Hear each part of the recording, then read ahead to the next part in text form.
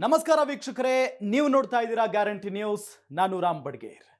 ಚಿತ್ರದುರ್ಗದ ರೇಣುಕಾ ಸ್ವಾಮಿ ಕೊಲೆ ಪ್ರಕರಣಕ್ಕೆ ಸಂಬಂಧಪಟ್ಟಂತೆ ಈಗಾಗಲೇ ದರ್ಶನ್, ಪವಿತ್ರ ಗೌಡ ಸೇರಿದಂತೆ 17 ಜನ ಆರೋಪಿಗಳನ್ನು ಅರೆಸ್ಟ್ ಮಾಡಲಾಗಿದೆ. ಎಂಥ ದೊಡ್ಡ ಮಟ್ಟದ ಸುದ್ದಿ ಓಡಾಡ್ತಾ ಇದೆ ರಾಜ್ಯದಲ್ಲಿ, ನೀವು ನೋಡ್ತಾನೆ ಇದ್ದೀರಿ, ಗಮನಿಸ್ತಾನೆ ಇದ್ದೀರಿ. ಇದೆಲ್ಲದರ ನಡುವೆ ಈ ದರ್ಶನ್ ಮತ್ತು ಪವಿತ್ರ ಗೌಡ ಅವರ ಪರಿಚಯ ನಿಮಗೆ ಇದ್ದೇ ಇದೆ. ಇನ್ನುಳಿದಂತ 15 ಜನ ಆರೋಪಿಗಳಿದಾರಲ್ಲ, ಅವರು ಯಾರು, ಅವರ ಬಗ್ಗೆ ನಿಮಗೆ ಸಹಜವಾಗಿ ಪರಿಚಯ ಇರಲಿಕ್ಕಿಲ್ಲ. ಆ 15 ಜನ ಆರೋಪಿಗಳು ಯಾರು, ಎಲ್ಲಿಯವರು, ಈ ಕೊಲೆ ಪ್ರಕರಣದಲ್ಲಿ ಅವರ ಕೈವಾಡ ಏನು, ಅವರ ಪಾತ್ರ ಏನು, ಇದು ಸಹಜವಾಗಿ ನಿಮಗೆ ಗೊತ್ತಿರಲಿಕ್ಕಿಲ್ಲ. ಇದರ ಬಗ್ಗೆ ನಾನೀಗ ಮಾಹಿತಿಯನ್ನು ಕೊಡ್ತೀನಿ ನಿಮಗೆ. ಸಹಜವಾಗಿ ಈ ಕೊಲೆ ಪ್ರಕರಣದಲ್ಲಿ A1 ಆರೋಪಿ ಪವಿತ್ರ ಗೌಡ ಅನ್ನೋದು ಗೊತ್ತಿದೆ. A2 ಆರೋಪಿ ಚಾಲೆಂಜಿಂಗ್ ಸ್ಟಾರ್ ದರ್ಶನ್ ಅನ್ನೋದು ಕೂಡ ಸಹಜವಾಗಿ ಗೊತ್ತಿರುವಂತ ವಿಚಾರ. ಆದರೆ ಇನ್ನುಳಿದಂತ 15 ಜನ ಆರೋಪಿಗಳಿದಾರಲ್ಲ, ಅವರ ಬಗ್ಗೆ ನಾನು ಮಾಹಿತಿಯನ್ನ ಕೊಡ್ತಾ ಹೋಗ್ತೀನಿ.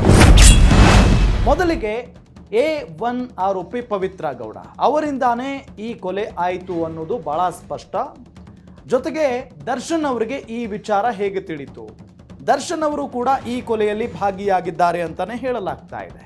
ಹಾಗಾಗಿ ಅವರು A1 ಮತ್ತು A2 ಆರೋಪಿಗಳಾಗಿದ್ದಾರೆ. ಇನ್ನು ಆರೋಪಿ ನಂಬರ್ 15 ಯಾರು? ಕಾರ್ತಿಕ್. ಬೆಂಗಳೂರಿನ ಗಿರಿನಗರ ನಿವಾಸಿ, ಹಣ ಪಡೆದು ಜೈಲಿಗೆ ಹೋದ. ಪ್ರದೋಷ್ ಜೊತೆ ಸಂಪರ್ಕದಲ್ಲಿದ್ದ. ದೀಪಕ್ ಮೂಲಕ ಹಣ ಸಂದಾಯ ಆಗಿತ್ತು. ಬೆಂಗಳೂರಿನ ಗಿರಿನಗರ ನಿವಾಸಿ ಕಾರ್ತಿಕ್ ಹಣ ಪಡೆದು ಜೈಲಿಗೆ ಹೋಗಿದ್ದ. ಅಂದ್ರೆ ನಾನೇ ಆರೋಪಿ, ನಾನೇ ಕೊಲೆ ಮಾಡಿದ್ದೀನಿ ಅಂತ ಹೇಳಿ ಒಪ್ಕೊಂಡು ಮೊದಲಿಗೆ ಜೈಲಿಗೆ ಹೋಗಿದ್ದವರಲ್ಲಿ ಈತನೇ ಕಾರ್ತಿಕ್. ಪ್ರದೋಷ್ ಜೊತೆಗೆ ಈತ ಸಂಪರ್ಕದಲ್ಲಿದ್ದ.